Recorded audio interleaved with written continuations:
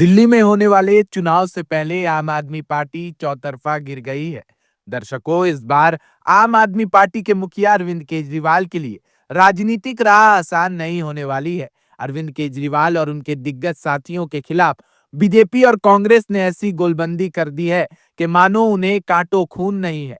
अरविंद केजरीवाल सोच रहे होंगे कि इस बार कैसे दिल्ली की सत्ता तक पहुंचा जाए, क्योंकि इस बार जहां कांग्रेस अपने पुराने जनाधार को फिर से अपनी तरफ मोड़ने की कोशिश कर रही है, तो वहीं बीजेपी 3 दशक का सूखा खत्म करने के लिए चुनावी मैदान में है। इस बार अरविंद केजरीवाल के लिए जीत की राह आसान नहीं है। आखिर क्यों, बताते हैं आपको इस रिपोर्ट में। दर्शकों, दिल्ली में विधानसभा चुनाव की तारीखों के ऐलान से पहले ही मुकाबले की शुरुआत हो चुकी है। आम आदमी पार्टी और कांग्रेस बाद अब बीजेपी ने भी 29 सीटों पर उम्मीदवारों का ऐलान कर दिया है।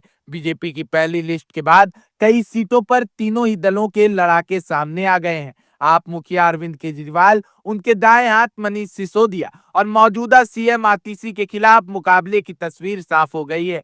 जीत किसकी होगी यह तो चुनाव के बाद पता चलेगा, लेकिन दिल्ली की इन 3 हॉट सीट पर जंग काफी रोचक होने जा रही है। नई दिल्ली सीट से चौथी बार उतरे पूर्व मुख्यमंत्री अरविंद केजरीवाल का मुकाबला 2 पूर्व सीएम के बेटों से होने जा रहा है। कांग्रेस ने केजरीवाल के खिलाफ शीला दीक्षित के बेटे संदीप दीक्षित को टिकट दिया, तो बीजेपी ने उम्मीद के मुताबिक परवेश वर्मा को उतार दिया है, जो यहां लाडली योजना के जरिए हलचल पैदा कर चुके हैं। परवेश वर्मा पूर्व सीएम साहिब सिंह वर्मा के बेटे हैं।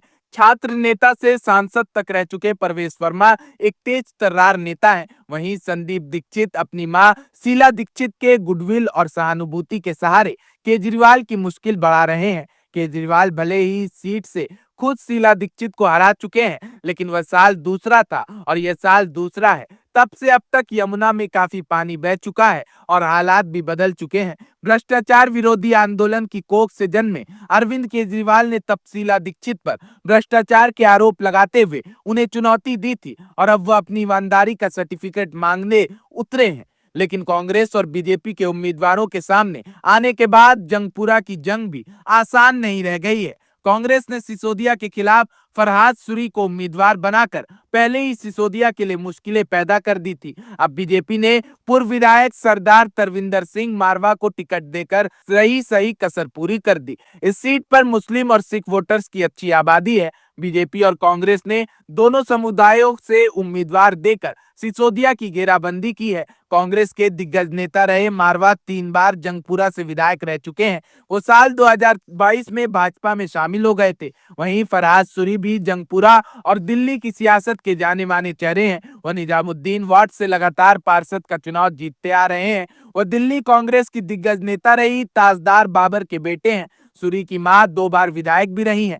दिल्ली के मुख्यमंत्री आतिशी को भी कालकाजी सीट पर घेरने की पूरी तैयारी की गई है। कांग्रेस ने एक दिन पहले ही उनके खिलाफ तेज तर्रार महिला नेता अलका लांबा को उतारा, जो अब भाजपा ने यहां पूर्व सांसद रमेश बिधूड़ी को उम्मीदवार बनाने की घोषणा की है। रमेश बिधूड़ी दिल्ली दक्षिण के कद्दावर नेता हैं और यहां आम लोगों के बीच उनकी मजबूत पकड़ है। करीब 11,000 वोटों से कालकाजी सीट से पिछले चुनाव में जीत हासिल करने वाली आतिशी को इस बार 2 त्रिकोणीय मुकाबले का सामना करना पड़ेगा। यदि अलका लांबा यहां भाजपा विरोधी वोटों में बिखराव करने में कामयाब रहे, तो आतिशी के लिए मुश्किलें बढ़ सकती हैं।